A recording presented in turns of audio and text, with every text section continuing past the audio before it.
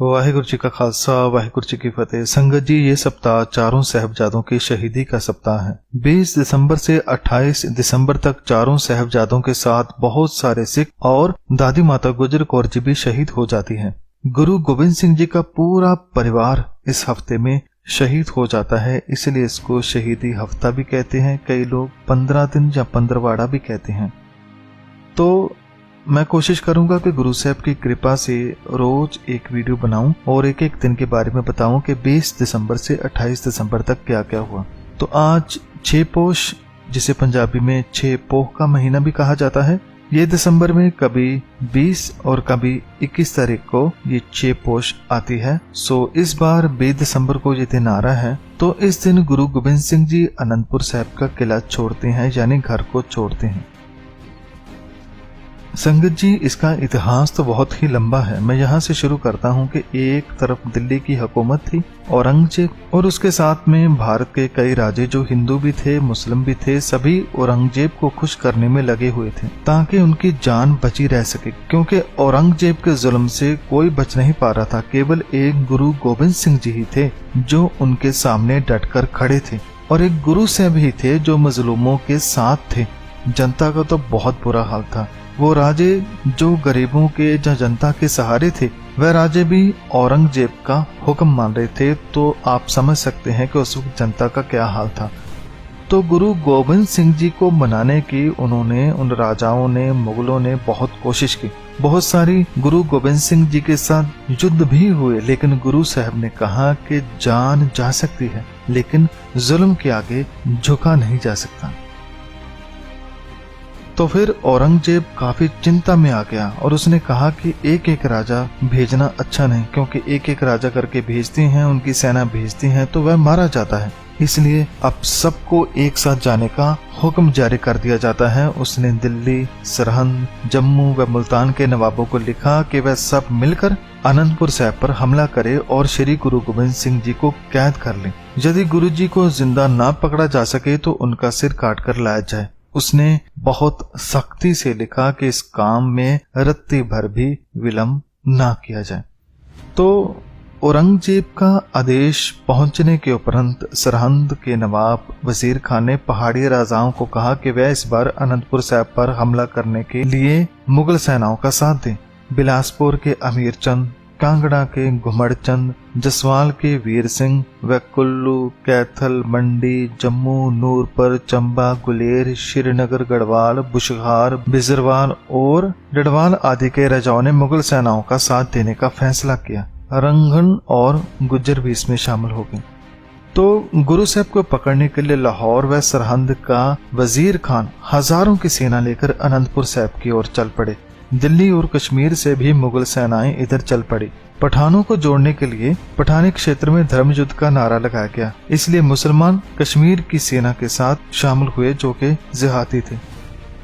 जब औरंगजेब के आदेशों की सूचना श्री गुरु गोविंद सिंह जी को मिली तो उन्होंने माझा, मालवा, दुआबे वे गांवों के सिखों को संदेश भेज दिए थे। जब सिखों को पता चला कि मुगल और पहाड़ी सेनाएं एक बार फिर श्री आनंदपुर साहिब जी का नामो निशान मिटाने के इरादे से लड़ाई करने की तैयारियां कर रही हैं, तो वह गाँव से संगठित होकर शस्त्र, घोड़े व रसद और अन्य जरूरी सामान लेकर श्री आनंदपुर साहिब जी की ओर चल पड़े। शत्रु दल सतलुज के उस शोर पर एकत्रित हो गया और जो एक दल था वो पश्चिम की ओर खड़ा हो गया और दूसरा पूर्व की ओर खड़ा हो गया। सो मई 1705 को श्री आनंदपुर साहिब जी पर उन्होंने आक्रमण कर दिया।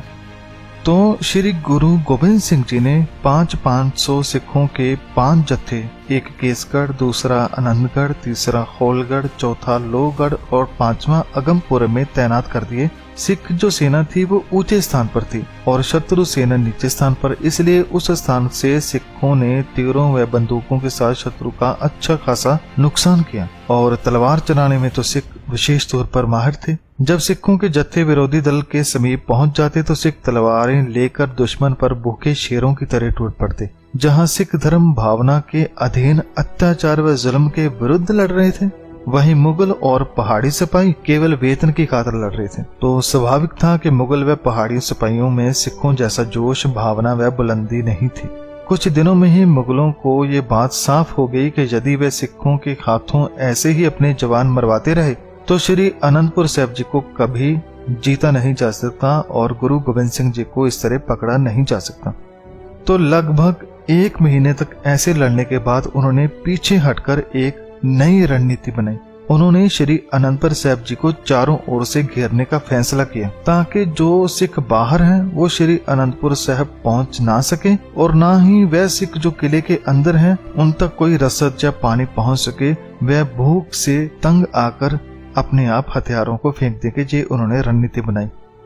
तो जैसा उन्होंने सोचा था वैसा ही होने लगा। खाने की किले में कमी होने लगी। नाकाबंदी करने से सिखों को रसद पाने की कठिनाइयां प्रतीत होने लगी। जो नहरी पानी और नाले श्री अनंतपुर साहिब जी को चलते थे मुगलों ने उनका मुंह भी मोड़ दिया। मुगल सरदार बहुत ही उदास हो गए थे। घेरा लंबा चल रहा था और सिख थे कि अधीनता को स्वीकार करने की जगह पर लड़ने मरने को तैयार थे। मुगल सेना को पहले गर्मी ने मारा, फिर वर्षा, फिर बाढ़ के कारण बहुत उनको परेशानी हुई। अब सर्दियां जो कि नजदीक आ रही थी तो मुगल फौज भी इस जंग से अब पीछा छुड़वाना चाहती थी कि किसी तरह यहाँ से निकला जाए। तो उन्होंने एक नई चाल बनाई। उन्होंने श्री गुरु गोविंद सिंह जी को धोखे से फंसाने की चाल चली। उनका विचार था कि यदि भूख और बीमारियों से सताए हुए सिख किले से बाहर आ जाएं तो उनको पकड़ा या मारा जा सकता है। तो उन्होंने 2 दूत, एक ब्राह्मण व एक सैयद गुरुजी के पास भेजे। उन्होंने गुरुजी को एक पत्र दिया जिसमें मुगल सरदारों ने कुरान और पहाड़ी राजाओं ने गीता की कसमें खाकर कहा कि यदि सिख किला छोड़ जाएंगे तो उनको कुछ नहीं कहा जाएगा और सभी मुगल सरदार भी औरंगजेब को मुंह दिखलाने योग्य हो जाएंगे। जब वह चले गए तो गुरुजी ने सिखों को समझाया कि ये सब उनकी एक चाल है, एक रणनीति है। मगर सिखों ने कहा कि उन्होंने अपने धार्मिक ग्रंथों की कसमें खाई हैं, तो किला छोड़कर जाने में क्या हर्ज है। गुरुजी ने कहा ठीक है, मैं आपको हकीकत अभी समझा देता हूँ। तो गुरु साहब ने कुछ बैलगाड़ियों, खच्चरों व गधों पर फटे पुराने कपड़े, टूटे जूते व कूड़ा आदि लाद दिया। इस सब को कीमती सामान की भांति ढककर शहर से बाहर भेजा। आधी रात का समय था और खच्चरों व गधों के सिरों पर जलती हुई मशाले बांधकर रखी थी। जब मुगलों ने देखा और सोचा कि कीमती सामान बैलगाड़ियों और खच्चरों पर लाद कर बाहर भेजा जा रहा है तो उन्होंने उस माल पर हमला बोल दिया। जब फटे पुराने कपड़े तथा कूड़ा हाथ लगा तो उनको बहुत शर्मिंदगी उठानी पड़ी। तो उसके बाद सिखों ने गुरुजी से क्षमा मांगी।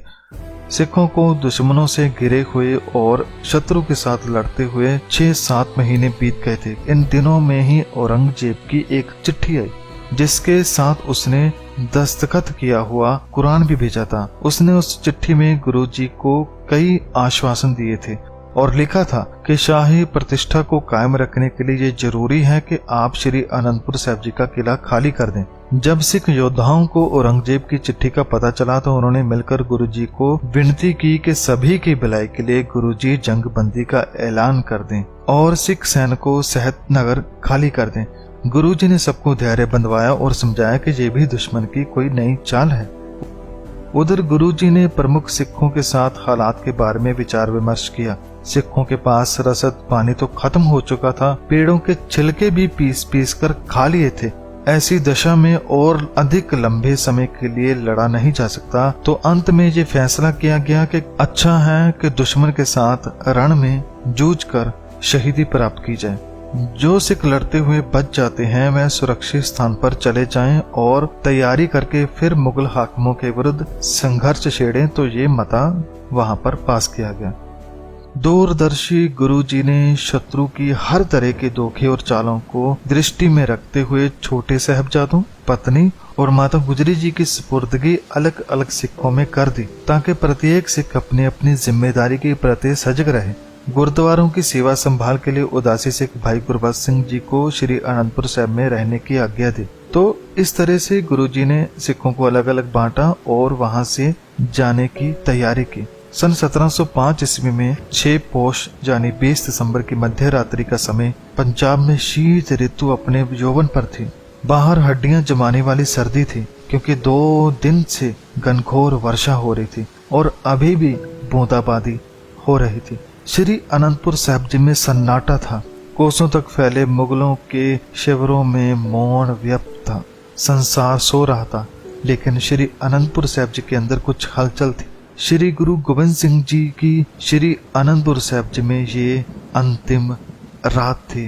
कल प्रातः ना जाने वह कहाँ होंगे और उनके बच्चे कहाँ होंगे। तो संगत जी, ऐसे गुरु साहब ने आनंदपुर साहब का किला परिवार सहित छोड़ा, लेकिन इसके बाद भी मुगलों ने गुरु साहब का पीछा नहीं छोड़ा। मुगलों ने क्या क्या किया ये कल का इतिहास है, यानी 7 पोष का जब गुरु साहब के परिवार अलग हो जाता है, दुश्मन हमला कर देते हैं। इसके बारे में हम अगली वीडियो में जानेंगे। तो अंत में मैं गुरु साहब और उन सिखों को बारंबार प्रणाम करता हूँ जो 6 महीने तक गुरु साहब जी के साथ इस हालात में आनंदपुर साहब में रहे, और उन सभी शहीदों को प्रणाम करता हूँ जिन्होंने शहीदियां प्राप्त की। वाहिगुरु जी का खालसा, वाहिगुरु जी की फतेह।